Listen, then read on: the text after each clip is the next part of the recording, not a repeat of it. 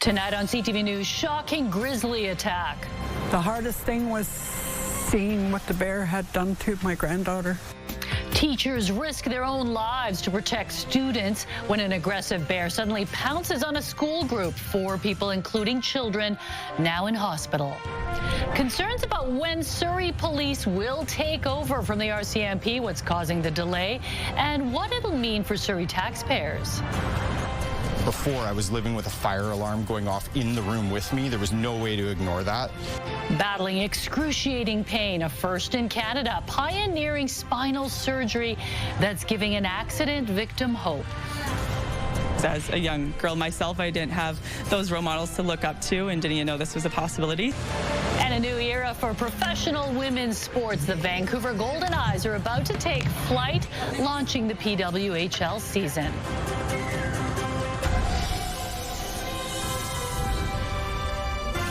This is CTV News with Mi Jung Lee. Good evening. Thanks for joining us. We begin tonight with a terrifying grizzly bear attack on a school group in Bella Coola. Teachers desperately tried to protect the elementary school students, and now 3 children and 1 staff member are in hospital. CTV's Craig Krause joins us live from Bella Coola. Craig, it's been a traumatic ordeal for this small community. Mi Jung, you said it right there. This community is traumatized. We saw members of the community consoling each other in parking lots as they try to heal during this difficult time. And over the last hour, I did speak to the grandmother of one of the young girls attacked in that grizzly bear attack yesterday. Here's what she had to say. Take a listen. The hardest thing was seeing what the bear had done to my granddaughter, her tiny little body. And to tell you the truth, I don't even think I would be that brave. She woke up once and she said, "Is Auntie Joyce okay?" It's one of the education assistants. And I said, "Yeah." She asked about you, and she asked about all her other friends, and she was more worried about all her friends than herself. Juliana was one of the 3 children and adult who were injured after stopping for lunch in the 4 Mile area while on this field trip. As the community rallies around one another, BC Premier David Eby, along with the family, are thanking the teachers who they say help protect the children. I want to thank the teachers for their heroism, their early accounts of their willingness to confront this vicious animal. And I want to send my heart out to the parents and the kids and the loved ones of everyone who's been injured, who's in hospital right now, and I hope for their quick recovery. And Mi Jung, we did hear from conservation this afternoon, and they said that they believe that the bear was injured prior to this attack on the group yesterday afternoon. It's still at large, though, and we just saw a crew who were searching the fields beside us here looking for this bear. Again, the local First Nation is urging everyone in this community to stay indoors tonight, especially as the sun begins to close here on the west coast. And they're just asking everyone just to be cautious and not go looking for this bear during this very dangerous time. Mi Jung? Yes, thank you, Craig. Reporting live tonight from Bella Coola. More tough talk from Premier David Eby after he was left in the dark over discussions of a proposed pipeline to BC's north coast. The Premier had a pointed message for 2 of his Western counterparts and the federal government. It comes as Alberta's Premier claims a deal could be struck with Ottawa within a few weeks. CTV's Ben Nesbitt reports. After being blindsided that conversations about the proposed BC pipeline had taken place behind his back, David Eby had a clear message for Ottawa. Business in British Columbia should be discussed with British Columbia at the table. That message was delivered by me unequivocally to senior ministers within the government, and I'm assured was passed on to the Prime Minister. Eby told CTV News Thursday that he learned through the media that Alberta Premier Danielle Smith and Saskatchewan Premier Scott Moe have been engaged in ongoing negotiations with the federal government. This work is made more difficult when we have other provinces, specifically Saskatchewan and Alberta, coming in trying to tell British Columbia how to run our province. While opposed to the new pipeline, Eby says he's willing to work with Alberta to expand the capacity of the existing Trans Mountain pipeline. Smith says she agrees with that part. However, Where we may disagree is I think that is the beginning, not the end of it. I want to see pipelines in all directions. Smith says she believes an agreement in support of the pipeline could be reached with Ottawa within a few weeks. When you've got provinces that don't have access to a shoreline, we cooperate to make sure that we can get our products to market. We used to be able to do that fairly easily in the past. The pipeline would require an exemption under the federal tanker ban, something EB has strongly been opposed to lifting, stressing it could jeopardize existing agreements with coastal First Nations on other energy projects, including LNG. I'm a bit challenged by the approach they're taking to our province right now. Ben Nesbitt, CTV News, Vancouver. On Vancouver Island, police are investigating 2 deaths in a small industrial area near Chemainus. Police taped off and examined the parking lot at the offices of the Katsa Group, a logging company. An employee at a neighboring business tells CTV News he saw police and paramedics on scene around 6 this morning. Mosaic Forest Management says it suspended operations when it was notified of an incident involving an independent contractor overnight. Police have yet to release any additional details. A year into the biggest police transition in Canadian history, there are new questions about how long it will take for the withdrawal of the RCMP in Surrey. And as CTV's Michelle Bernaro reports, the mayor is concerned about the cost to taxpayers. From shootings to extortions, public safety has remained top of mind in Surrey in 2025. The 100% increase year-to-date in shootings, more than 100 extortions. As officers fight crime, the transition from RCMP to the Surrey Police Service is ongoing. In a statement this week, the RCMP said it continues the complex work of demobilizing the largest attachment in the country. The RCMP said it would fully withdraw by November 2026. But the SPS says over the past 18 months, the service has been clear that data supports a completion date roughly a year later, by late 2027. Surrey Police say the timeline will depend on several factors, including the cadence of the SPS's hiring, JIBC recruit seats, the RCMP's demobilization, and the completion of the transfer of files from RCMP to SPS. A local MLA says the discrepancy in timelines is creating uncertainty. This could have some serious cost implications for British Columbia taxpayers, taxpayers in Surrey, as well as there are actually municipalities waiting for these Surrey police officers to leave Surrey so they can be deployed in other municipalities. Very big concern, yes. Surrey's mayor says her understanding from the police chief was the transition would be complete next year. I have always understood that it would be 2026. November 29th, 2026, they would be fully operational.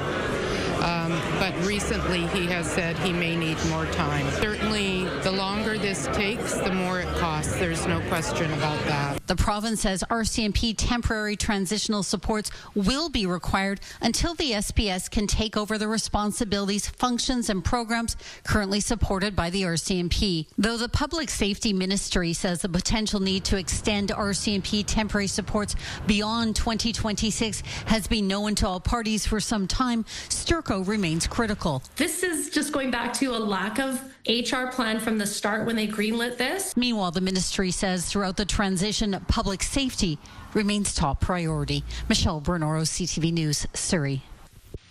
A man has been found dead after he was reported missing at a coal mine near Sparwood, BC. Police say the 39-year-old contractor was killed while conducting maintenance work at the Elkview Operations Mine yesterday.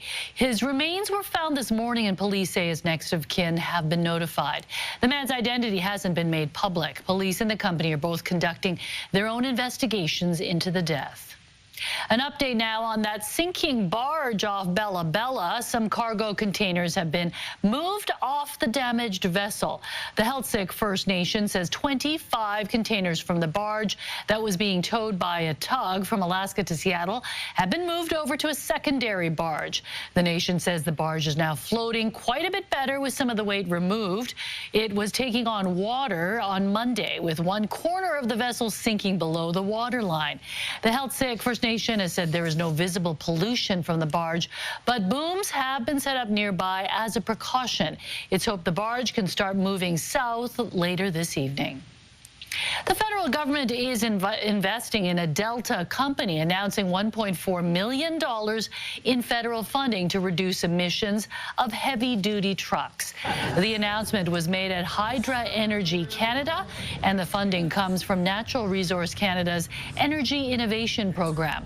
The goal is to increase the proportion of hydrogen in the combustion process to improve overall vehicle performance, fuel consumption, and emissions reductions. All this is expected to lead to lower operating costs. Our economy depends on the trucks that connect our communities, supply our industries, and keep our shelves stocked. That's why Canada's new government is helping businesses modernize their fleets, reduce fuel consumption, and cut greenhouse gas emissions. Surrey is taking steps to become a hub for agriculture technology through a new partnership with Simon Fraser University.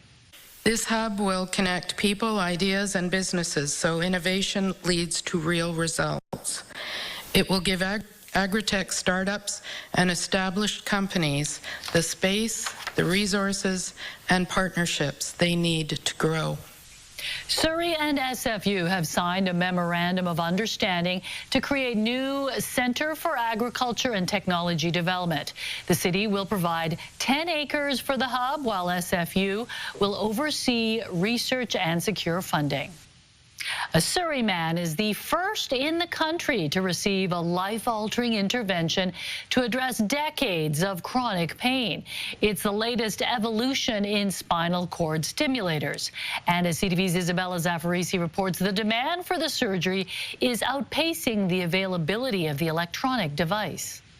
What many of us take for granted, a daily walk, a good night's sleep, was out of reach for Sean Forsberg. At 19, a motorcycle crash left him in debilitating pain. I was very much kind of in that prime of my life. I was working full-time, I played rugby, I was very active. It definitely was something that kind of upended and threw all of that for a loop. So for 2 decades, he tried everything to address the nerve pain shooting through his right leg. Physiotherapy, medication, surgery, nothing worked. I had kind of reached the end of that, where they said, barring any kind of big major advancement, we've kind of reached the end of where you can get to. Until he was told about the latest advancement in spinal cord stimulators, closed loop technology. It's turning the volume down on pain signals. The electronic device makes auto adjustments in real time to treat chronic pain. It's able to consistently deliver this therapy to patients so that they don't get over or under stimulation. In February, Forsberg became the first patient in Canada to have the neurostimulator implanted in his lower back. Before, I was living with a fire alarm going off in the room with me. There was no way to ignore that. There was no way to hear anything else. And now that fire alarm is outside, down the hall, with the door closed. Doctors at St. Paul's Hospital have completed the procedure on 16 patients at a cost of $25,000 to $30,000. BC has funding for 24 devices. So I think we see about 180 patients a year that could potentially be candidates for this device. And so only being able to offer it to a subset of that is challenging. For Forsberg, the change has been immeasurable. And I was probably spending about 16 to 20 hours a day in bed. And now, I mean, not that everything is solved. My pain levels are sitting anywhere from like 2 to a 4. Where he once grieved for a future that felt out of reach, the 39-year-old now has hope. He's catching up on sleep and is in a relationship. So yeah, it's pretty amazing. Isabella Zaffarisi, CTV News, Vancouver. There's been a big development for a Coquitlam triplet born with serious health challenges. What's next for his treatment and how the community is helping to keep it going? That's just ahead tonight. But first, let's take a look outside at the West End. It's been a pretty gray, drizzly day. It's one of these days, well, even with an umbrella, you're going to get wet. It doesn't help somewhere whatsoever. It's like either rain or just be dry, right? But today was just the appetizer for the main event coming tomorrow. tomorrow. We do have rainfall warnings to tell you about. West Vancouver Island, upwards of 100 millimeters of rain tonight, right through until tomorrow night into Sunday morning. Metro Vancouver East and West, as well as Sea to Sky Highway to Brandywine, we'll see anywhere between 50 to 70 millimeters of rain. So it is going to be a soggy Saturday tomorrow, but it'll be balmy, 11 degrees into Sunday. It won't be a washout whatsoever. We'll start off with some showers. Clears up quite nicely, a mix of sun and cloud through the afternoon, and a high of 9. CTV weather brought to you by Expedia Cruises. Explore the endless possibilities at one of our 36 BC locations. Learn more at expediacruises.ca. Enjoy the afternoon sunshine on Sunday. Don't get too excited because more rain is in the forecast. Those details coming up. Okay, Sunday, definitely the better day this weekend. Get your lights up. All right, I'll try. Okay, thanks, Ann. An update now on a story we first brought you in September. Back then, the parents of a Coquitlam toddler with cerebral palsy were preparing to bring their triplet son to Duke University for a potentially life-changing stem cell treatment. Noah now is back from North Carolina, and his parents say they are already noticing changes. CTV's Shannon Patterson reports. 17-month-old triplets Noah, Nolan, and Naomi are 3 peas in a pod, but there are differences. It's hard because Noah is not mobile. Noah can kind of shift side to side, but he can't follow his siblings. The triplets were born more than 3 months premature. Noah had many health challenges and was eventually diagnosed with cerebral palsy. We were told that Noah will never walk, that Noah will never talk, and that he'll likely be cognitively impaired as well. So since then, we've kind of just been doing everything we can to give him the best chance possible. His parents learned about potentially life-changing treatment at Duke University in North Carolina. They were one of the first to pioneer this type of stem cell treatment specifically for children with cerebral palsy or with brain injuries. In October, Matt and Natalia brought Noah to Duke for his first stem cell infusion. Parents have reported changes in motor function, noticed changes in cognition, immune response. It's still very early after our treatment, but we believe we've already started seeing changes in Noah as well. The biggest change? At 17 months old, Noah has started to eat some solid foods. We had cereal puffs for the first time a couple weeks ago. The other day we were actually able to eat some scrambled eggs, which I know sounds like a small thing, but for us to see where he was before and now what he's able to do now, it's been huge for us. Noah's parents are planning to bring him back to Duke for a second infusion next May. They told us that if it's within our means, that they have enough of a sample to do up to 3 treatments for Noah. Including travel costs, each infusion is $25,000. We set up a GoFundMe for Noah, and I am so touched by just the outpouring of support we've received.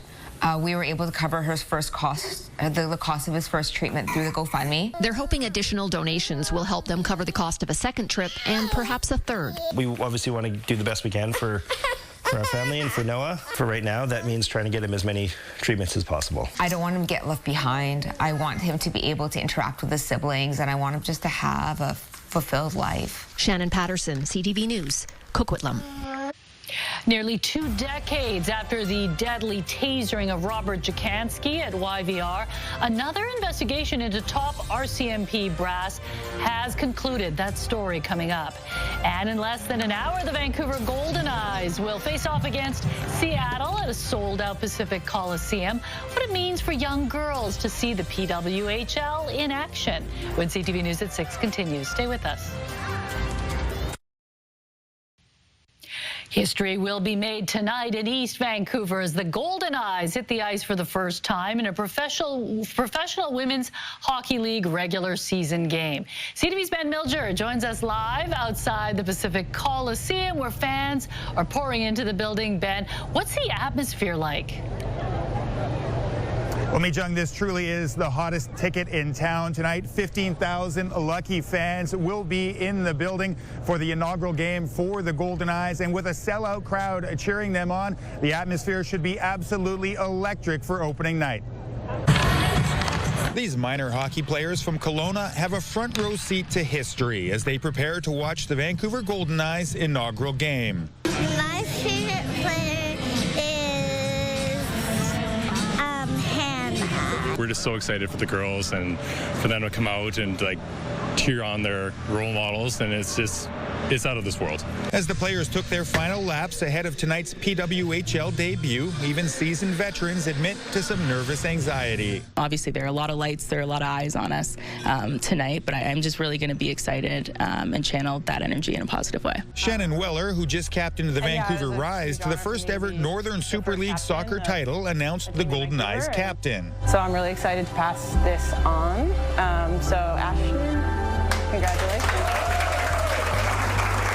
It means everything. I think it's probably the biggest honor of my career to this date, but yeah, just so excited to be a part of the leadership group. You're my favorite player. Really?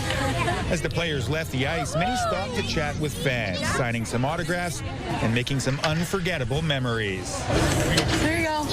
The significance of the moment is not lost on the Golden Eyes. I didn't have women in positions of power within the sports world, let alone professional athletes to really look up to. You know, for them to look at, you know, me, Ashton, Claire, any of my teammates and be like, I want to be like you one day. I want to be a Vancouver Golden Eye. Like that alone, it gives them goosebumps just thinking about it. I'm not going to do it since I want to be a reptologist. And that's okay too. The real message for these girls is that just like their heroes, they can achieve anything they set their minds to.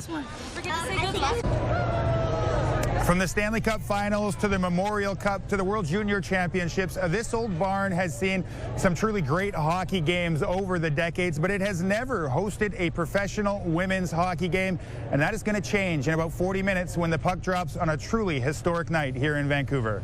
Mi-Jung? Yeah, so inspiring for these young girls to see the Golden Eyes on the ice. Thank you, Ben. Train travel in Canada is being celebrated today in Vancouver with one of Canada's most legendary routes reaching a major milestone. Since 1955, the Canadian has been more than a train. It's been a bridge connecting east and west, major cities and remote and Indigenous communities, and generations of Canadians who see it as a piece of their own history. The Canadian Via Rail's train connecting Vancouver to Toronto marked its 70th anniversary today at Pacific Central Station. The trip takes approximately 4 days to complete and makes stops all across its 4,500-kilometer journey, including Winnipeg, Saskatoon, and Jasper. The Salvation Army brought holiday cheer to Robson Square this morning as it launched its 135th annual Christmas Kettle campaign.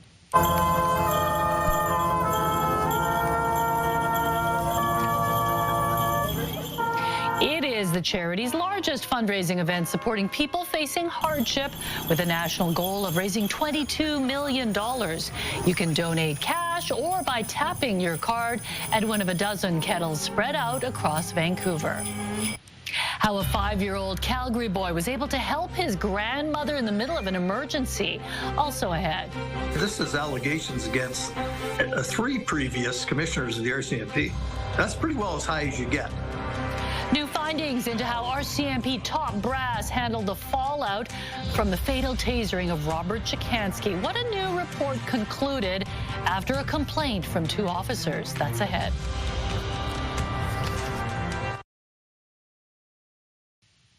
Nearly 2 decades after a man was fatally tasered by Mounties at YVR, an investigation into criminal allegations against senior RCMP has concluded with no charges recommended. But as CTV's John Woodward reports, it sheds light on the RCMP response and the fallout. It was this moment at Vancouver International Airport almost 2 decades ago that sparked a furor.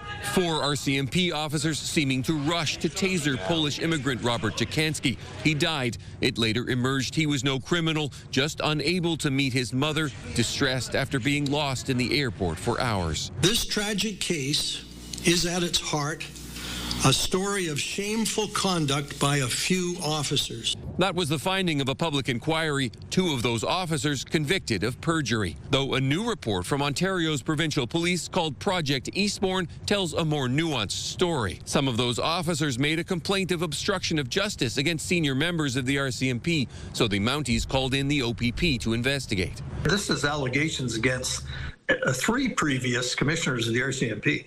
That's pretty well as high as you get in terms of investigations, and then deputy commissioners and on and on. So this is a little unheard of, actually. Among the complaints, withholding information and documents that could have put those officers' actions in context and failing to investigate those complaints. The documents could have supported the officers in their legal battles, with the OPP saying they were deemed to have followed RCMP policy, the incident management intervention model, and their training.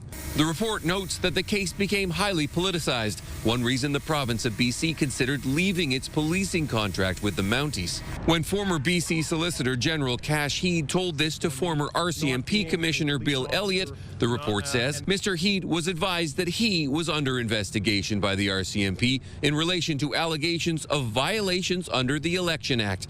Mr. Heed was cleared.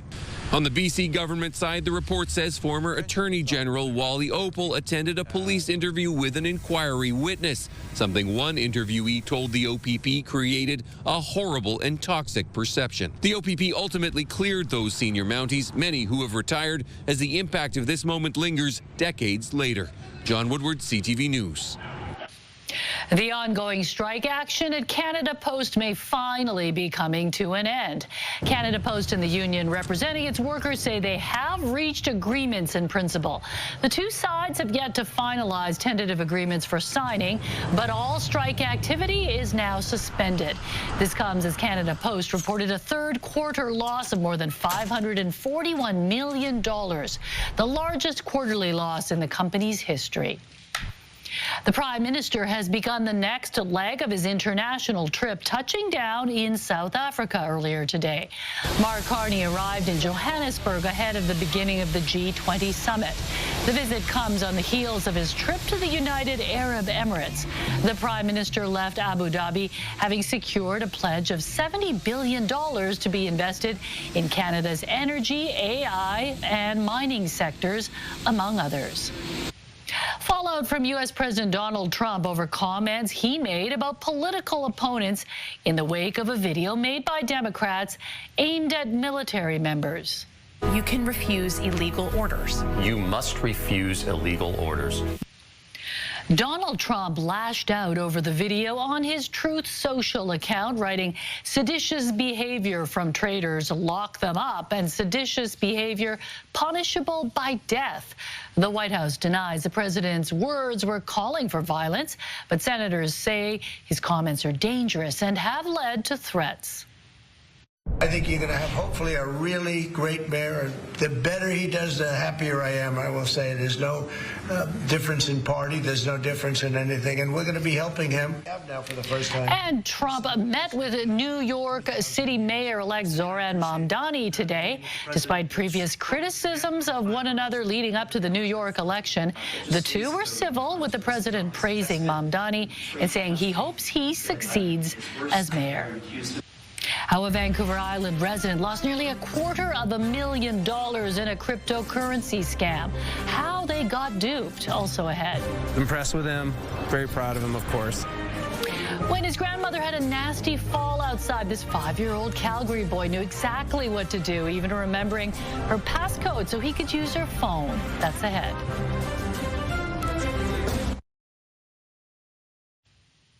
A routine walk turned into a scary moment for a grandmother in Calgary. Luckily, her 5-year-old grandson quickly jumped into action and recruited help. As CTV's Alicia Fieldberg explains, the family hopes their story will remind others to review what they need to do in an emergency. Alec Cohen's grandmother often takes care of him, but last week it was the other way around. While they were out for a walk, Becca Cohen tripped over her cane, hitting the ground face first and knocking herself unconscious. I saw my grandma fell. I felt the impact with the cement, and the next thing I know, he's shaking me. Wake up, Tata. Open your eyes, Tata. As his grandma lay on the ground covered in blood, the 5-year-old went into her purse and got her phone. I go through her number and pressed there, and then I called him. While the kindergartner was on the phone with his dad, 2 other people rushed over to help, including a city bus driver who saw the fall. And then the gentleman came out of the bus, the young lady ran, and they sat me up because I couldn't get up.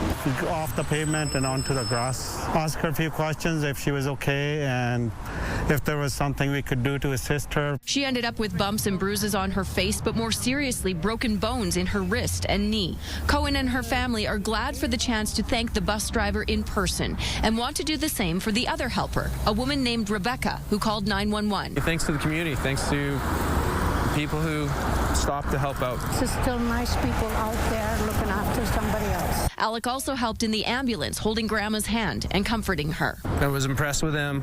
Very proud of him, of course. Alec's grandma says she's glad that she talked to him about emergencies before, so he knew how to use her phone, even her entry code. One time she told me, and I still remember it. I let him because I never knew when I needed him, and he did. He's a smart kid. The family says it's a good reminder for everyone to review what to do in an emergency, so hopefully they can end up with a happy ending like this one. Alicia Fieldberg, CTV News, Calgary. It's beginning to sound a lot like Christmas. Start the countdown. 5, 4, 3, 2, 1.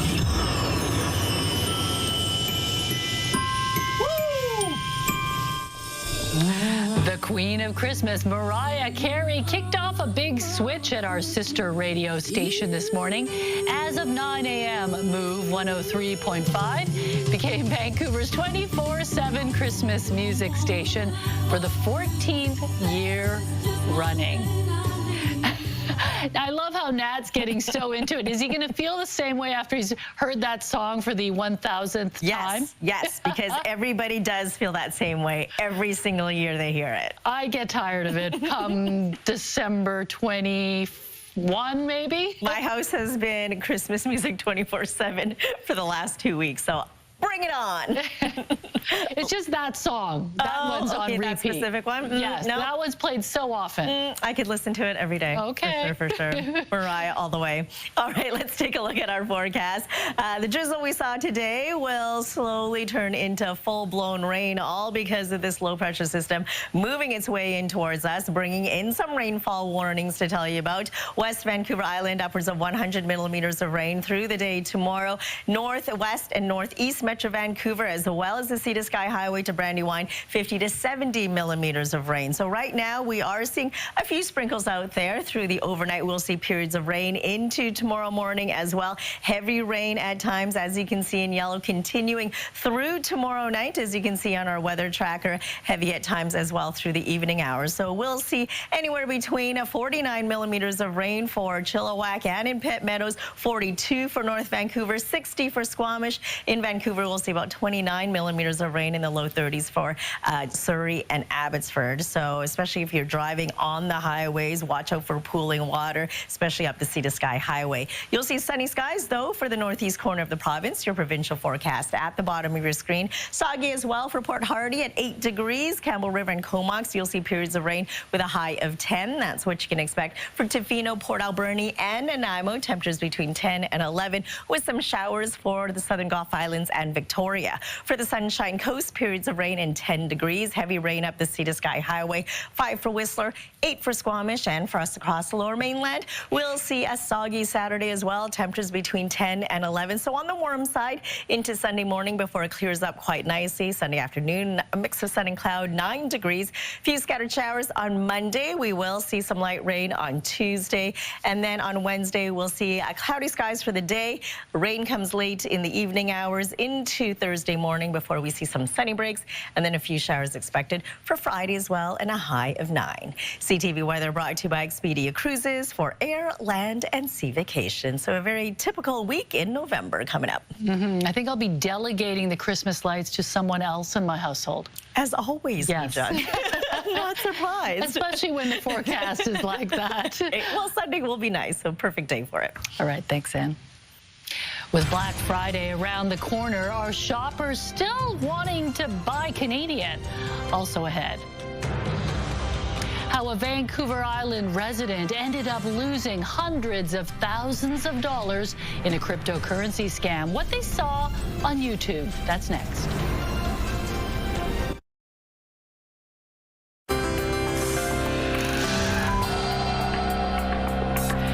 Taking a look at today's markets, the Canadian dollar was down. It traded for 70 cents to the American dollar.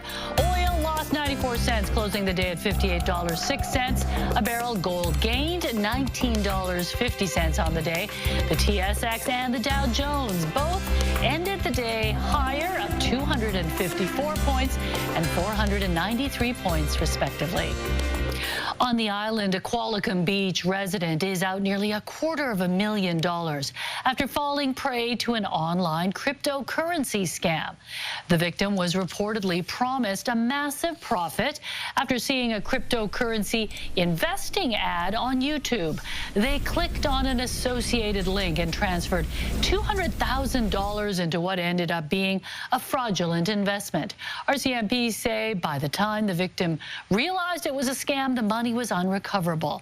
Mounties are warning people to be wary of any company, influencer, or website promising higher than average returns on crypto investments.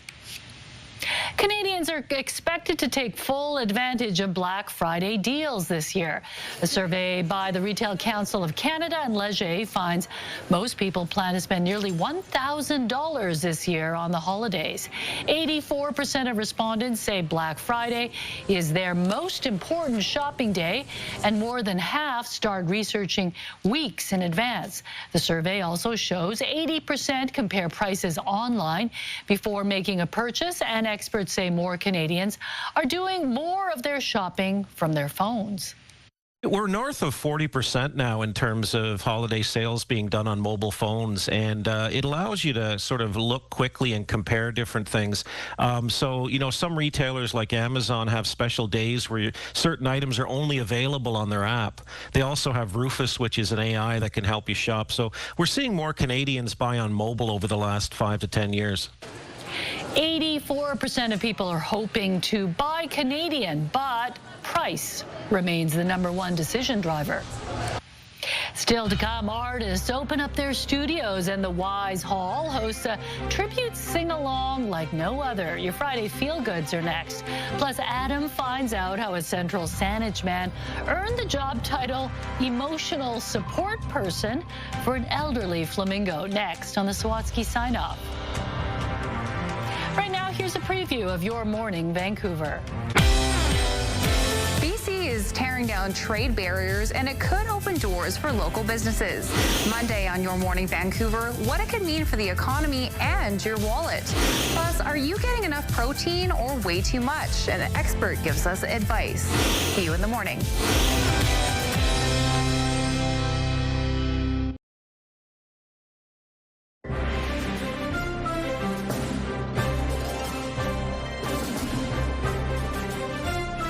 It's beginning to look a lot like Christmas at the Capilano Suspension Bridge. CTV News got access to the park after it was decked out with millions of twinkling lights for the attraction's annual Canyon Lights event.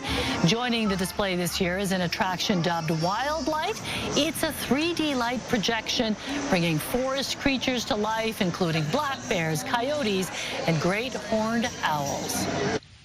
And speaking of owls, an animal sanctuary is being praised for its efforts in rescuing an owl that got stuck in a cement mixer. The great horned owl was brought to Best Friends Animal Sanctuary in Utah with around 25% of the bird covered in hardened concrete. The team spent nearly a week bathing the sedated owl to remove the concrete from the owl's face, chest, and right wing.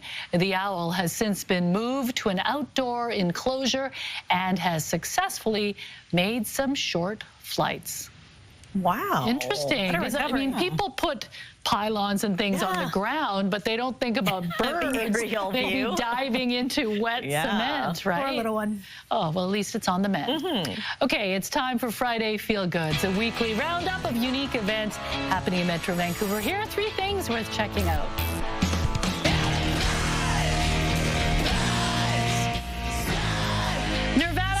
Fans should head to the Wise Hall this Saturday for a tribute sing-along like no other. The cover band Nirvana will be putting on their 10th annual performance of Nirvana's Unplugged in New York album in its entirety, while online tickets have sold out, you can still snag some at the door. All right, stay inside because it will be pretty soggy on Saturday. It's a good place to stay dry, right? Definitely. Well, Holiday Magic returns to Burnaby Village Museum this Saturday with the opening of Festive Village. The 10-acre site will be lit up with dazzling displays and admission is free. So go for a stroll, enjoy live performances and scavenger hunts and snap a photo with Santa. Festive Village runs through January 2nd. Oh, I haven't been for years, but it is beautiful. Yes. I think it's like a gem that a lot of people may not realize. And you're a Burnaby girl. Yes, and so you know about this place. I go every year. Some free family fun. Yeah, free, the best part, right? And Vancouver's East Side Culture Crawl is back for its 29th year. More than 500 artists will open their studios to the public during this 4-day festival.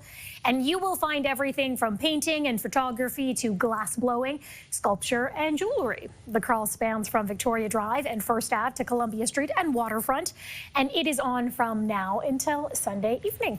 Also a great event. Also free, but it might cost you. Because good shopping is You're there. going to want to buy everything there, right?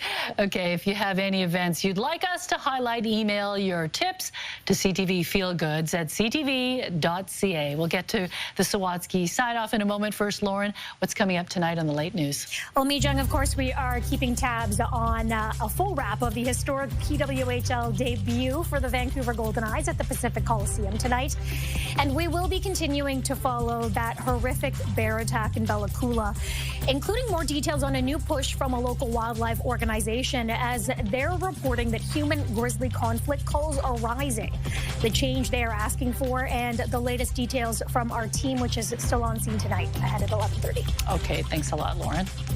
Finally, Adam learns a story of an unlikely friendship that proves it's never too late to open up your arms or wings to a new pal on the Sawatsky sign-off.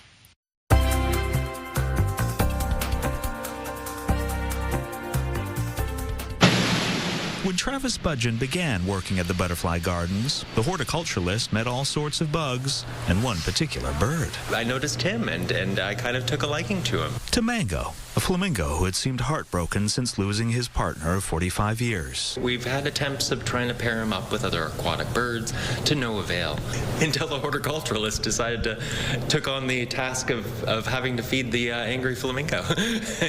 Despite looking pretty in pink, Mango is particularly prickly. He'll attack the koi, he'll attack the butterflies. And Travis was told he'll attack the staff. Kind of an irritable old man. And seeing as the flamingo was almost 50, which is double these birds' life expectancy in the wild, it was unlikely that Mango would change his ways. But Travis decided to give it a go. I got nipped for quite some time, probably about 6 months of nips. Yeah. Why did you keep going? I'm stubborn. And then one day, Travis noticed the mango would move around to watch wherever he was working. So the horticulturalist said hello, and the flamingo responded. Hi, Bubby. So he trumpets as soon as I say his name. What do you think he's saying? I don't know. Hello, hello. So Travis cautiously approached Mango, keeping his hands behind his back. And he would start taking a step closer to me. So I took a step closer to him. They kept stepping until it seemed like they couldn't get any closer. And then Mango showed him they could, by leaning his full weight into Travis's body. When you're considering an animal that spends 99% of his time on his feet, to find something to lean against is a huge trust factor. And instead of nipping Travis, Mango started nuzzling him. It's an honor. It's a real honor. And now that Mango consistently cuddles his man, Travis has earned a new job title. I am the emotional support person for an elderly flamingo. While Mango has chosen Travis to be a member of his flock, Travis has accepted Mango as his feathered friend. I find most creatures, like most people, are looking for a connection. And sometimes we need to just be aware and open to finding those connections. Adam Sawatsky, CTV News, Central Saanich. Oh, pretty incredible. Travis, the flamingo whisperer. Yeah, that's amazing. He's going to have to change his business card because that is a great title. And is that an open job available? I would love to be. But it took some time to build that trust, right? Because he was nipping at Travis for quite a while. Just like human relationships. Yeah, just like cats. I was going to say, any cat relationship, you got to earn it. Yeah, it takes time. Amazing. All right, let's take a look at our scenic snapshot for tonight. Very haunting, this picture. Foggy and misty in Ladner. Thanks, Anna, for sending this gorgeous shot in. And we want to see your scenic snapshot as well. So email us at scenicsnapshot@ctv.ca. Beautiful shot. Okay, plenty of rain tomorrow. Yes. I am supposed to go dragon boating. We'll be bailing the boat. Yes, you will. Change it to Sunday afternoon. You'll be a lot better. I wish. Okay, Lauren's back tonight at 11:30. Thanks for sharing part of your evening with us. Good night.